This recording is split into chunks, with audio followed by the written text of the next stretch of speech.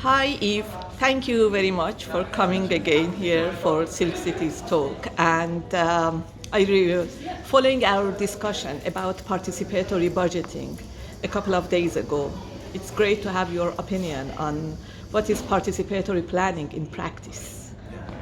See, in practice, participatory budgeting, in a nutshell, is a process through which citizens, normal citizens, can decide on part or the totality of the municipal budget.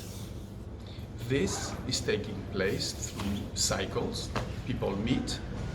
Usually they make proposals. It can be online or offline. Then these projects are screened, they are sometimes consolidated, and a list is being made. People can select and vote for one project or the other or various according to the amount of money which is available. Then all these projects are consolidated and the municipal government approves it, usually without many changes. This is the beauty of participatory budgeting. And normally the year after, all these projects will be implemented. So in other words, people have the power in the traditional and conventional PB, people have the power to decide on the priorities for public money, and the government implements. So it's really democracy in the sense that demo is people and democracy is power to the people. It has been expanding over the last 30 years. It was consolidated actually in Brazil, in southern Brazil, in Porto Alegre, and a couple of other cities under different formats. Even in Montevideo, there is another style. These are the oldest experiences, and it has been expanding to over 6,000 cases today. Mm-hmm. So it's major innovations in the world. If you look at it, and it wasn't born in the head of some experts or some international agencies. It was really created and consolidated in cities and by citizens. And this makes a lot of a difference. Is there any guidance or framework for what kind of projects people can introduce, or the maximum budget, or that sort of practicalities? Is there anything like that? Yes, and you see, once again, these variations are variations from city to city. In some cities, the projects are only at neighborhood level. Mm-hmm. See, it's what we call space-based. Yeah.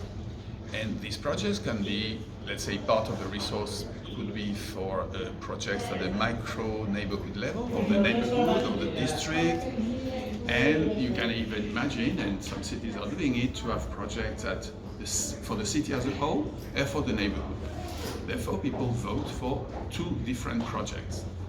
One for their neighborhood, one for their city. That's one style. Then you have another one, which is participatory budgeting for specific sectors. Mm-hmm. It's not the overall budget which is put for all citizens, but it is, for instance, like that was happening in Belo Horizonte, it's participatory budgeting exclusively for housing. Mm-hmm. So it was the housing budget which was put in debate by, in that case, usually the poor people. It was for low-income housing, and that gave very interesting projects. So sometimes you have mixed systems.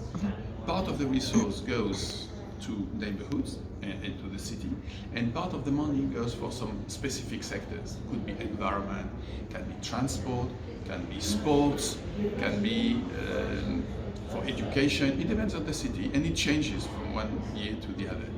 So these are mixed systems, which are sectors and space-based. And then you have a last one, which is what we call actors-based.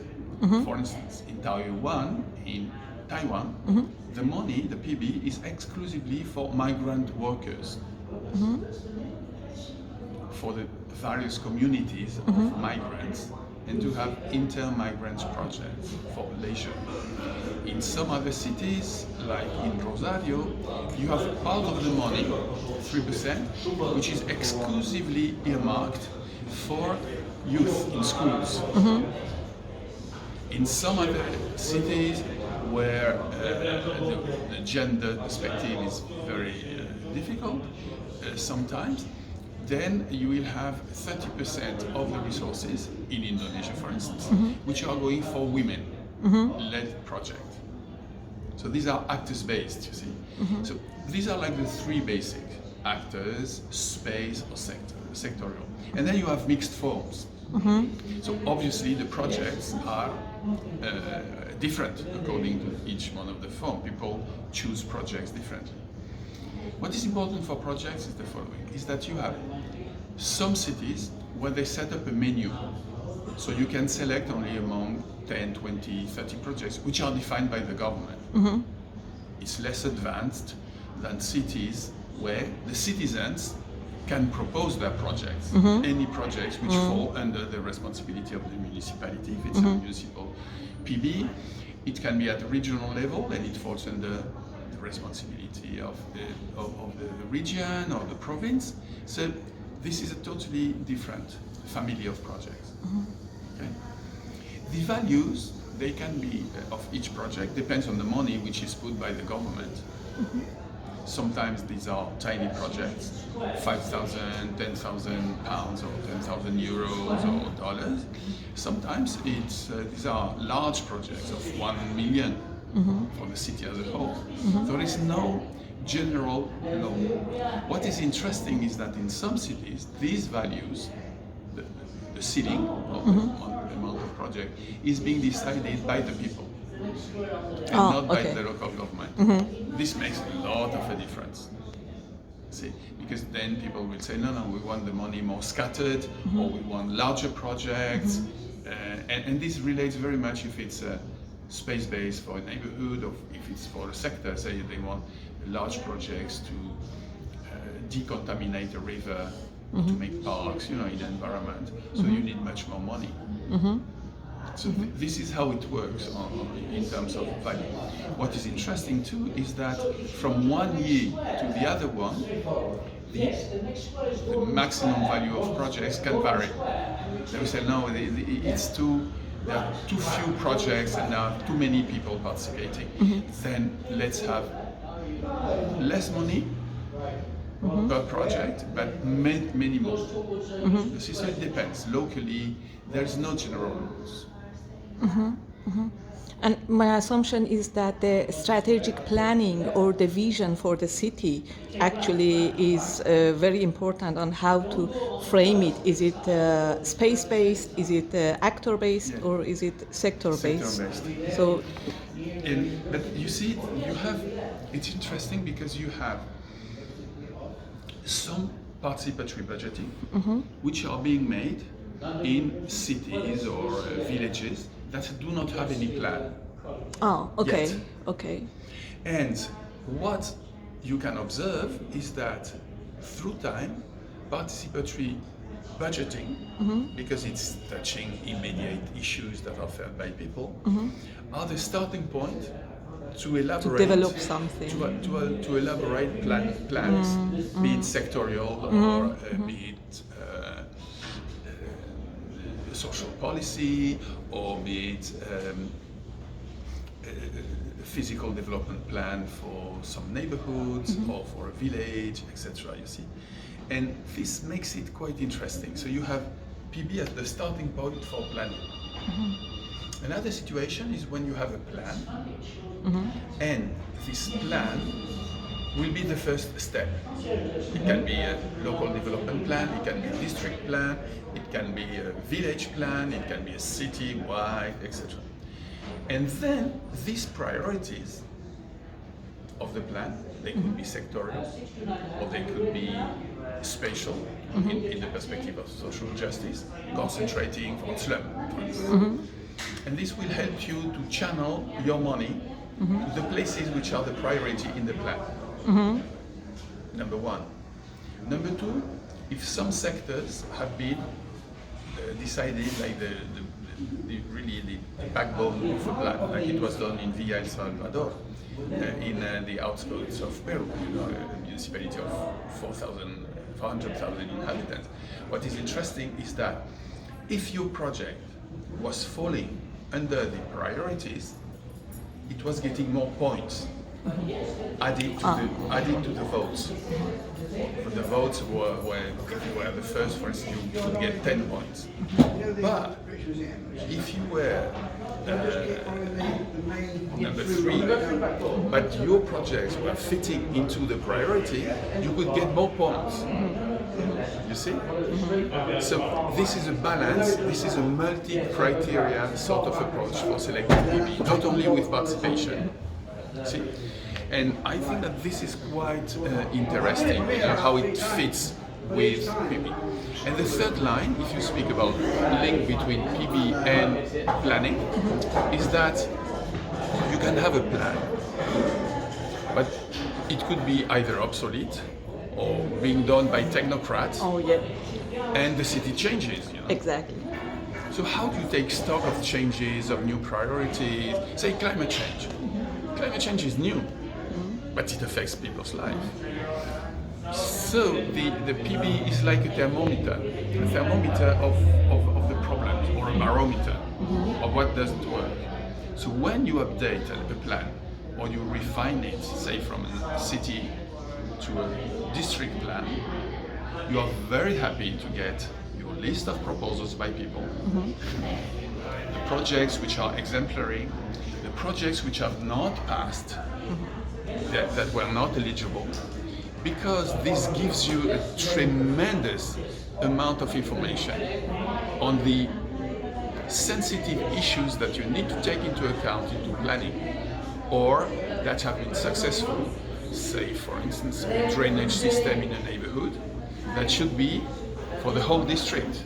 So it will give you a hint of those elements which are indispensable to make a good planning, but you know how to do it. And you know how much it costs. So for your financial planning, it's a tremendously interesting resource. And actually, this is how it works. So you have the three. One, no planning exists, and PB is like the stepping stone. Two, you have planning, and PB is a way to implement part of the plan and refine it, localize it, because you can say, okay, let's have more schools, but which one out of all those which exist? And PB will give you exactly this mapping. It has to be here and not here. Let's have a market, okay, but where? And usually with PB you localize much better what is needed by people. And the third is a place where you have a plan, but it's obsolete. And PB gives you many elements to update it in the proper direction.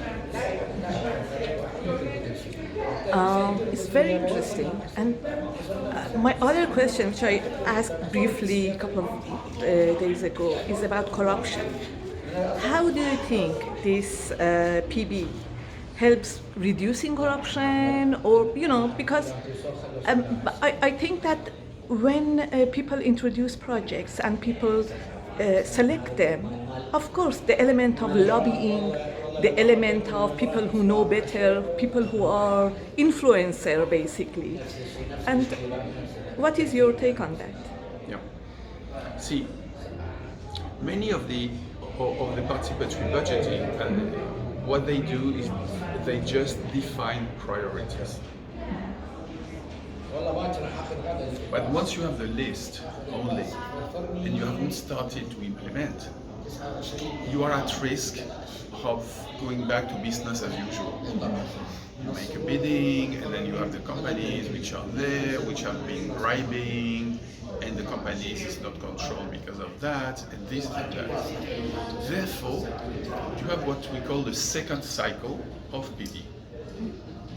The second cycle of PV starts when the money has been approved for a specific project, till the water is running in the tap, or the open space has its own little equipment for kids. I mean, till the project is implemented.